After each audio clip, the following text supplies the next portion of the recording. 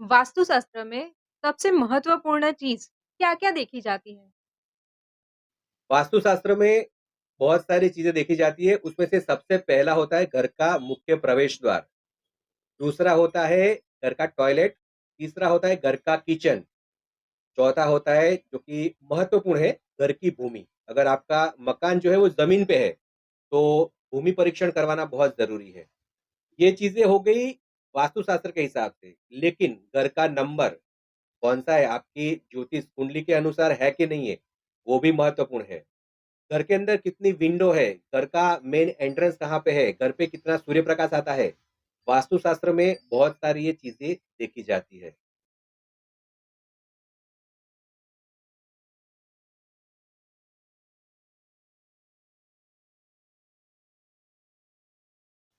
क्या वास्तुशास्त्र में घर की अलमारी, मंदिर या फिर घड़ी इन सब जैसी चीज़ों की कोई दिशा फिक्स होती है?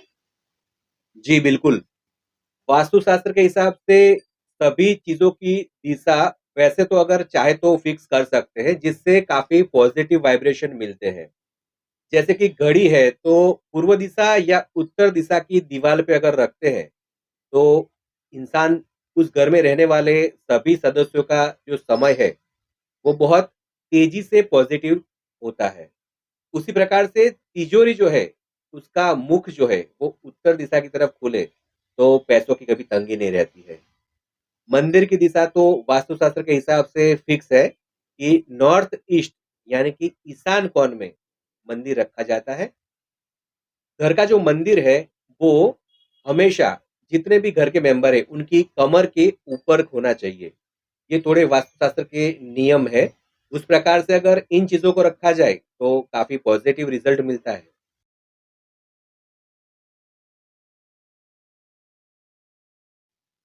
वास्तुशास्त्र में ऐसी दिशाएँ हैं जिससे कि कोई बिज़नेस में बढ़ोतरी हो सके? जैसे कि कोई प्रोविज़न स्टोर हो या कोई स्मॉल ऑफ़िस हो? बिल्कुल, वास्तुशास्त्र में ऐसी दिशाएँ हैं, जैसे कि पूरब दिशा, ईस्ट और नॉर्थ।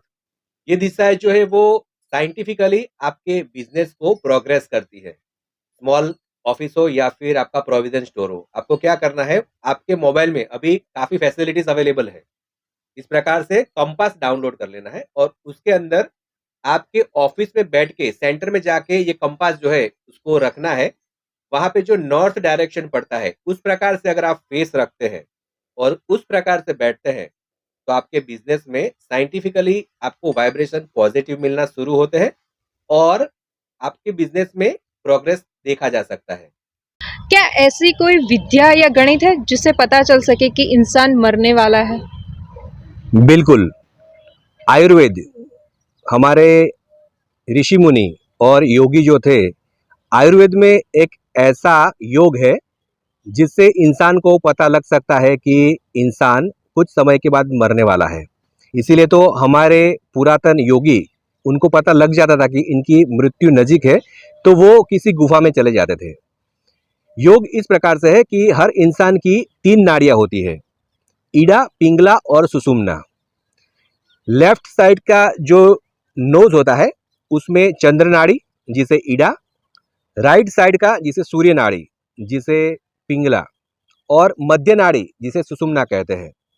अगर किसी इंसान की सूर्य नाड़ी जो है वो लगातार 3 महीने तक चलती है, तो वो नेचुरल डेथ, उसकी मृत्यु होती है, ये पक्का है। पितृदोष क्या है और ये कैसे लगता है? पितृदोष लगने के बहुत सारे कारण हैं।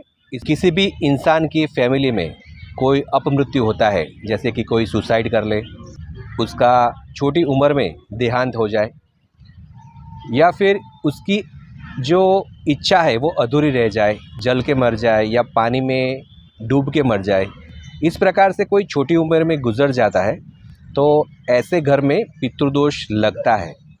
और साथ में ये भी होता है कि जन्म कुंडली में ये पितरों का ऋण होता है, अपने पिछले जन्म के कुछ कर्म होते हैं जो इंसान इस जन्म में भुगतने के लिए वापिस आता है, और ये हमारे गरुड़ पुराण में इसका पूर्ण वर्णन है।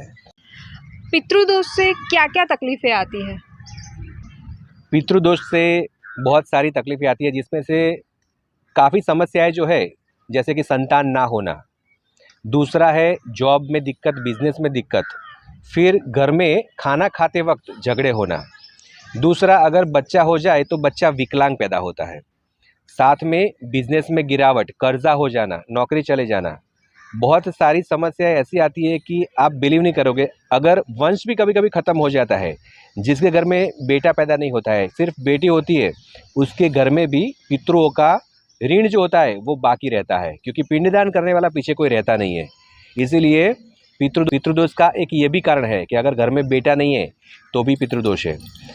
जैसे जैसे उम्र बढ़ती जाती है, इस प्रकार से सारी परेशानियां जो है वो धीरे धीरे करके बढ़ने लगती है। लगातार घर के अंदर बीमार रहना, पैसों की बरकत न रहना, कर्जा बढ़ते जाना, साथ में घर में झगड़े रहना, बहुत सारी, कभी कभी बात डाइवोर्स तक पहुंच जाती है। पितृदोष से बहुत सारी समस्याएं आती है।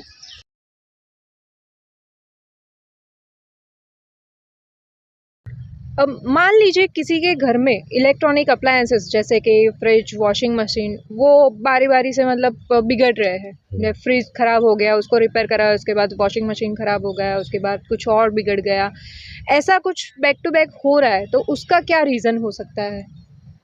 बिल्कुल, दो प्रकार से होता है इसमें। अगर इलेक्ट्रॉनिक चीज़ें घर के अंदर बिगड़ती है तो एक राहु जो है वो खराब होना शुरू हो रहा है।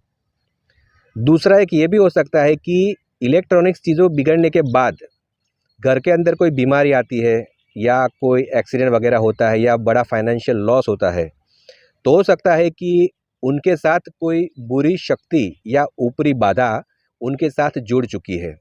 ऐसा तभी होता है जब चौराहे पे पड़ी कोई चीज़ के ऊपर से आप गाड़ी ले जाते हो, या चौराहे पे अगर आप गिर जाते हो, या फिर चौराहे के आसपास कोई ऐसी चीज़ पड़ी है जहाँ पे खड़े होके आपने कुछ चलो या ऐसा कुछ वर्ड्स यूज़ किया हो, तो घर के अंदर ये सारी समस्याएं आती है। लेकिन इसके साथ साथ घर के अंदर दरारें भी पड़ना शुरू हो जाती है, घर के अंदर सीलन भी आना शुरू हो जाती है।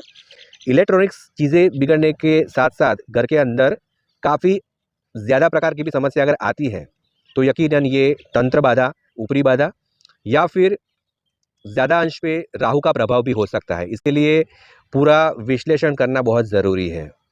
कौन सी पूजा करनी चाहिए जिससे कि हमारे सभी प्रॉब्लम का सॉल्यूशन आ जाए? ऐसी पूजाएं हैं, लेकिन सबसे पहले तो एक चीज़ ये है कि अगर आप आपकी कुल देवी है उसकी पूजा करते हैं, किसी भी प्रकार की पूजा की ज़रूरत नहीं रहती है।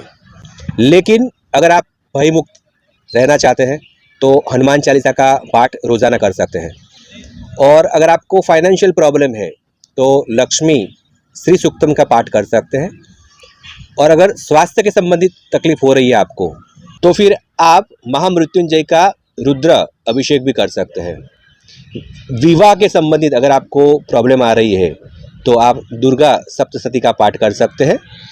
और अगर आपका बच्चा जो है वो पढ़ाई में कमज़ोर है तो माँ सरस्वती का मंत्र कर सकते हैं।